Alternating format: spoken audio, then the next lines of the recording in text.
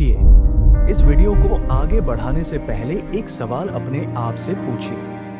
क्या हम सच में भगवान की भक्ति करते हैं या सिर्फ अपनी इच्छाओं को पूरा करने के लिए भगवान के पास जाते हैं?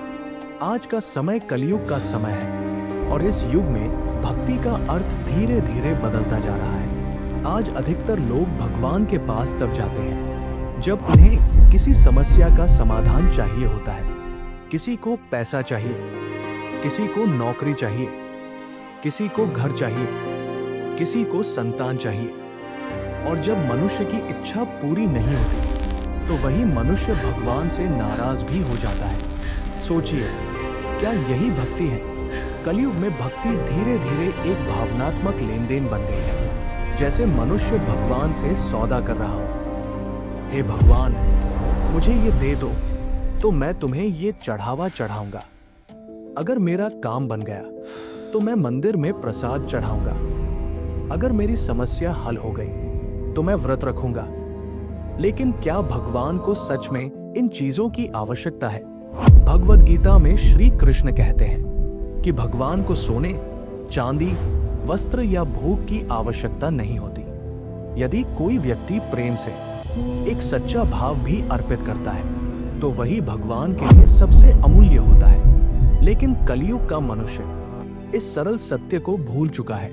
आज अधिकतर लोग भक्ति को एक कर्मकांड बना चुके हैं। लोग सोचते हैं कि अगर उन्होंने पूजा कर ली, अगर उन्होंने कुछ विशेष अनुष्ठान कर लिया तो भगवान प्रसन्न हो जाएंगे। लेकिन वास्तविकता ये है कि भक्ति का संबंध बाहरी कर्मकांड से कम और मन की शुद्धता से अधिक होता है।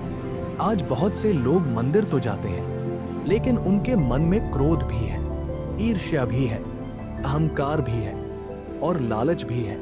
अगर मनुष्य के भीतर करुणा नहीं है, प्रेम नहीं है, सत्य नहीं है, तो केवल पूजा करने से भक्ति पूर्ण नहीं होती। कलयुग का सबसे बड़ा भ्रम यही है कि लोग सोचते हैं कि भगवान को प्रसन्न करने के लिए कुछ विशेष पूजा करनी पड़ेगी। लेकिन असली प्रश्न ये है कि क्या हमने अपने जीवन को बदला? क्या हमारे कर्म बदल गए? क्या हमारे भीतर दया आई? क्या हमारे भीतर प्रेम आया? अगर नहीं, तो फिर भक्ति अधूरी है। आज बहुत लोग गुरु, बाबा या पंडितों के पास जाते हैं और उनसे पूछते हैं कि कौन सी पूजा करने से समस्या दूर होगी। कोई कहता है ये मंत्र जप लो, कोई कहता है ये पूजा करा लो, कोई कहता है ये चढ़ावा चढ़ा दो। लेकिन बहुत कम लोग ये कहते हैं कि अपने जीवन को बदलो, अपने कर्मों को बदलो, अपने भीतर करुणा जगाओ। कलयुग में भक्ति का सबसे बड़ा संकट यही है कि मनुष्य भगवान को बाहर खोज रहा है, लेकिन अपने भीतर नहीं। जब तक मनुष्य अपने भीतर प्रेम, दया और सत्य को नहीं जगाता, तब तक उसकी भक्ति केवल इच्छा की भक्ति बनकर रह जाती है। और यही कारण है कि आज भक्ति बहुत दिखाई देती है, लेकिन शांति बहुत कम दिखाई देती है। तो अब प्रश्न यह है कि यदि यह भक्ति का सही मार्ग नहीं है, तो फिर असली भक्ति कैसी होती है?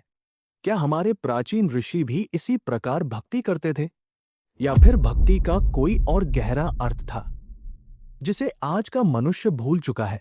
आइए अब आगे समझते हैं कि प्राचीन भारत में भक्ति का वास्तविक स्वरूप क्या था। अब जरा कल्पना कीजिए उस समय की जब भारत में गुरुकुल की परंपरा हुआ करती थी।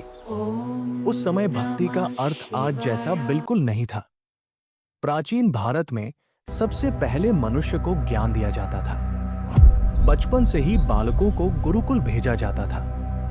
लगभग 12 वर्ष की आयु से लेकर 18 वर्ष की आयु तक वे गुरुकुलों में रहते थे। वहां उन्हें केवल पढ़ना लिखना ही नहीं सिखाया जाता था, बल्कि जीवन को समझना सिखाया जाता था। वे वेदों का अध्ययन करते थे, उपनिषदों को समझते थे, भगवद गीता का ज्ञान प्राप्त करते थे। उन्हें यह भी सिखाया जाता था कि मन क्या है, अहंकार क्या है और आत्मा क्या है। जब कोई व्यक्ति इन सभी ग्रंथों का अध्ययन कर लेता था, तब उसके भीतर धीरे धीरे एक गहरी समझ जन्म लेती थी। और उसी समझ के बाद भक्ति का वास्तविक मार्ग शुरू होता था। प्राचीन समय में भक्ति का अर्थ केवल पूजा करना नहीं था। भक्ति का अर्थ था हर जीव में उसी परमात्मा को देखना। अगर कोई शिव का भक्त होता था तो वो हर व्यक्ति में शिव को देखता था। अगर कोई कृष्ण का भक्त होता था तो वो हर मनुष्य में कृष्ण को देखता था। उसके लिए हर प्राणी ईश्वर का ही स्वरूप बन जाता था। यही भक्ति की सबसे ऊंची अवस्था मानी जाती थी। इसलिए प्राचीन ऋषि कहते थे कि भक्ति से पहले ज्ञान आवश्यक है, क्योंकि जब तक मनुष्य ज्ञान को नहीं समझता तब तक उसकी भक्ति अधूरी रहती है। जब कोई व्यक्ति वेद, उपनिषद और गीता के ज्ञान को समझता है तो उसके भीतर अहंकार धीरे धीरे समाप्त होने लगता है। उसके भीतर करुणा जन्म लेती है, उसके भीतर प्रेम पैदा होता है, और जब प्रेम और करुणा जागते हैं तभी भक्ति सच्चे अर्थों में शुरू होती है। भगवान को फूल चढ़ाना या दीपक जलाना भक्ति का केवल एक छोटा सा प्रतीक है, लेकिन असली भक्ति तब होती है जब मनुष्य अपने कर्मों को शुद्ध कर लेता है, जब वह किसी से द्वेष नहीं करता, जब वह किसी से घृणा नहीं करता, जब उसके भीतर हर जीव के लिए प्रेम और करुणा उत्पन्न हो जाती है। यही कारण है कि प्राचीन भारत में भक्ति केवल एक धार्मिक कर्म नहीं थी, भक्ति एक जीवन जीने की कला थी। और जब कोई मनुष्य उस अवस्था तक पहुंच जाता था तो उसके लिए पूरा संसार ही ईश्वर का रूप बन जाता था। उसे मंदिर में भगवान दिखाई देते थे, लेकिन उसी भगवान को वो हर मनुष्य में भी देखता था। यही भक्ति की सबसे उच्च अवस्था है, और शायद यही वह सत्य है जिसे आज का मनुष्य धीरे धीरे भूलता जा रहा है। अगर हम सच में भक्ति करना चाहते हैं तो हमें केवल पूजा ही नहीं करनी चाहिए, हमें अपने जीवन को भी बदलना होगा। हमें अपने भीतर प्रेम जगाना होगा, हमें अपने भीतर करुणा जगानी होगी। और जब मनुष्य का हृदय प्रेम और करुणा से भर जाता है तब उसकी हर सांस ही भक्ति बन जाती है।